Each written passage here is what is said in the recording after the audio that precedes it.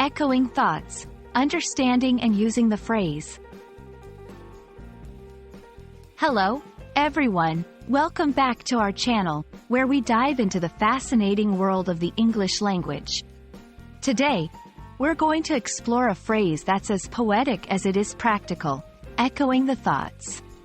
This phrase is not just a collection of words but a gateway to expressing empathy, understanding, and connection. Let's uncover the beauty and application of this expression together.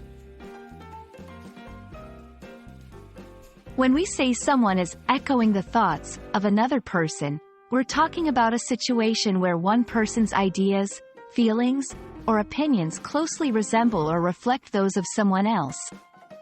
Imagine an echo in a large hall. When you shout, the sound bounces back, mirroring your voice. Similarly, when you echo someone's thoughts, your words or sentiments reverberate with the same essence as theirs. It's a powerful way to show you understand and share someone's perspective or emotional state. Echoing thoughts goes beyond just agreement. It signifies a deep resonance with another's viewpoint, suggesting a level of empathy and emotional intelligence.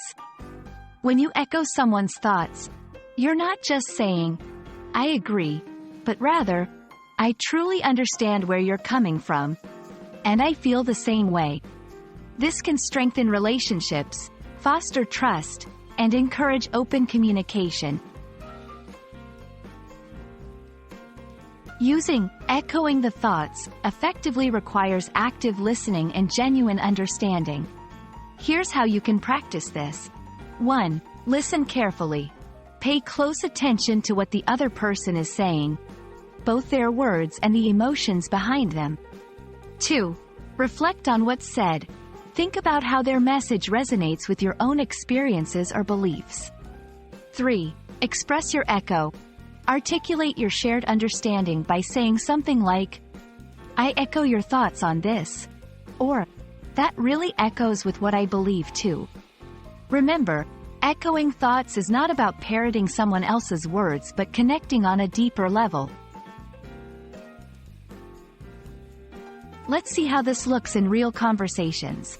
In a discussion about environmental conservation, if you find yourself agreeing deeply with someone's concerns about deforestation, you might say, "I echo your thoughts on the urgent need for action. We must work together to protect our forests." When a friend shares their excitement about a new project, you can express your shared enthusiasm by saying, "Your passion for this project echoes my own. I'm thrilled to see where it goes." Understanding and using the phrase, echoing the thoughts, enriches our communication, making it more empathetic and connected. It's a testament to the power of language to build bridges between people, showing that we're not just hearing but truly listening and connecting. We hope this exploration has resonated with you and that you'll find opportunities to echo the thoughts of those around you. Thank you for joining us, and until next time, keep exploring the depths of the English language.